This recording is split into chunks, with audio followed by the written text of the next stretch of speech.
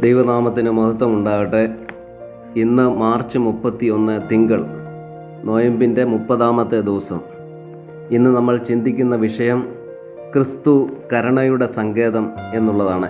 കരുണയെപ്പറ്റിയാണ് ഇന്നത്തെ ചിന്താ വിഷയം. അതിനാസ്പദമായി എടുത്തിരിക്കുന്നത് റോമർ 9-ാം അധ്യായം 14 മുതൽ 21 വരെയുള്ള വാക്യങ്ങളാണ്. അതിൽ 16-ാമത്തെ വാക്യം ഞാനൊന്ന് വായിച്ചു കൊള്ളട്ടെ. അതുകൊണ്ട് ഇച്ഛിക്കുന്നവനാലുമല്ല, ഓടുന്നവനാലുമല്ല, കരുണ തോന്നുന്ന ദൈവത്താൽ അത്രേ സകലവും സാധിക്കുന്നത്. ഒരു വാക്ക് പ്രാർത്ഥിക്കാം. കാരുണ്യവാനായ കൃപനിധനായ അടിയങ്ങളുടെ സ്വർഗീയ പരമപിതാവേ, ഈ ദിവസത്തിൻ്റെ പ്രഭാതത്തിനായ സ്തോത്രം. കർത്താവെ, അടിയൻ വേദപുസ്തകവുമായിട്ട് നിൽക്കുന്നു. കർത്താവെ, നീ ബലപ്പെടുത്തണമേ.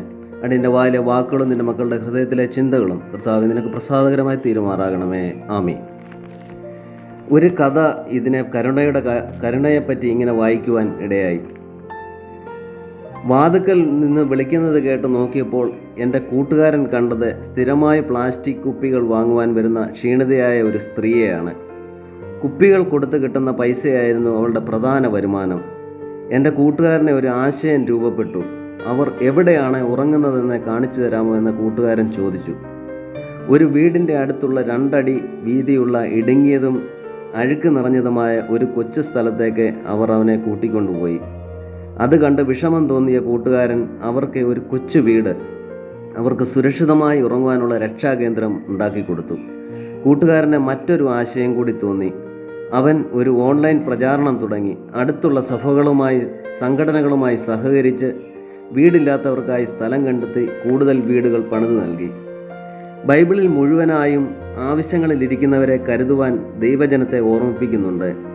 ദൈവം ഇസ്രായേൽ മക്കളോട് വാഗ്ദത്ത നാട്ടിലേക്ക് കടക്കുവാനായി ഒരുങ്ങുവാൻ മോശയിലൂടെ സംസാരിക്കുമ്പോൾ അവൻ അവരെ പ്രേരിപ്പിക്കുന്നത്, തുറന്ന ഹൃദയത്തോടെ നിന്റെ കൈ ദരിദ്രന് വേണ്ടി തുറന്നു, അവന് വന്ന ബുദ്ധിമുട്ടിനു ആവശ്യമായത് വായ്പ കൊടുക്കണം. ആവർത്തന പുസ്തകം 15-ാം അധ്യായം 8-ാം വാക്യത്തിൽ എന്നാണ്. ഈ ഖണ്ഡികയിൽ ഇതുകൂടെ രേഖപ്പെടുത്തിയിരിക്കുന്നു: ദരിദ്രൻ നിന്റെ ദേശത്ത് അറ്റുപോകുകയില്ല. ഈ സത്യം കാണാൻ കൂടുതൽ ദൂരത്തൊന്നും പോകേണ്ട കാര്യമില്ല. ദൈവം ഇസ്രായേൽ മക്കളോട് നിന്റെ സഹോദരനു നിന്റെ കൈ മനസ്സോടെ തുറന്നു കൊടുക്കണമെന്ന് ആജ്ഞാപിക്കുന്നു.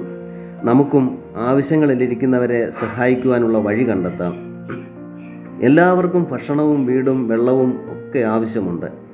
നമുക്ക് കൂടുതൽ ഒന്നുമില്ലെങ്കിലും നമുക്കുള്ളത് ഉപയോഗിച്ച് മറ്റുള്ളവരെ സഹായിക്കുവാൻ ദൈവം നമ്മെ നയിക്കട്ടെ. അത് ഒരു ബ്രെഡ് കഷണമോ ഒരു തണുപ്പിനുള്ള ഒരു കോട്ടോ നൽകുന്നതോ എന്താണെങ്കിലും ഒരു ചെറിയ കാര്യങ്ങൾക്ക് വലിയ വ്യത്യാസം ഉണ്ടാക്കുവാൻ കഴിയും. നമ്മൾ പലപ്പോഴും ജീവിതത്തിൽ അന്ധകാര നിബിഡമായ അനുഭവങ്ങളിൽ കൂടി കടന്നു പോയിട്ടുണ്ടായിരിക്കാം. അടുത്ത ചുവട് വെക്കുവാനുള്ള വെളിച്ചം പോലും നമ്മൾക്ക് ലഭിച്ചെന്ന് വരികയില്ല. ആ സന്ദർഭങ്ങളിൽ വിശ്വസ്തയോടുകൂടി ദൈവത്തോട് ചേർന്ന് നിൽക്കുകയാണെങ്കിൽ ജീവിതത്തിൽ ഒരിക്കലും കണ്ടിട്ടില്ലാത്ത ആധ്യാത്മിക സത്യങ്ങൾ കാണുവാൻ കഴിയും.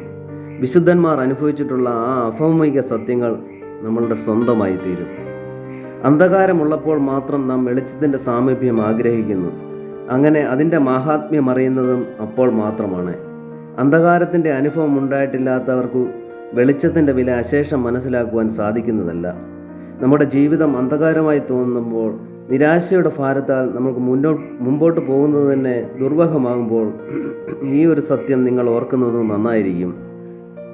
നമ്മുടെ കർത്താവിൻ്റെ പർവ്വത പ്രസംഗത്തിലെ ഒരു വാചകം മറന്നിട്ടില്ലായിരിക്കുമല്ലോ: മനുഷ്യൻ നിങ്ങളെ പരിഹസിക്കുകയും പീഡിപ്പിക്കുകയും എന്നെ പ്രതി എല്ലാവിധ ദുഷിച്ച കഥകളും അസത്യമായി പറയുകയും ചെയ്യുമ്പോൾ നിങ്ങൾ അനുഗ്രഹീതരാകുന്നു. സന്തോഷിപ്പീൻ, ആത്യന്തികമായി ആനന്ദിപ്പീൻ, സ്വർഗത്തിൽ നിങ്ങളുടെ പ്രതിഫലം വലുതത്രേ. നമുക്ക് ലഭിക്കാവുന്ന ഏറ്റവും വലിയ പ്രതിഫലം പിതാവിൻ്റെ സ്നേഹം ആസ്വദിക്കുക എന്നുള്ളതല്ലേ?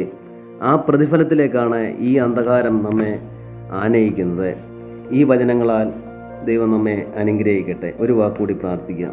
യേശുവേ, എൻ്റെ ചുറ്റുമുള്ളവരെ സഹായിക്കുന്നതിനുള്ള വഴി എനിക്ക് കാണിച്ചു തരണമേ. ഉദാരമായ ഒരു മനസ്സെനിക്ക് തരുവാൻ ദയയുണ്ടാകണമേ. ആമീൻ.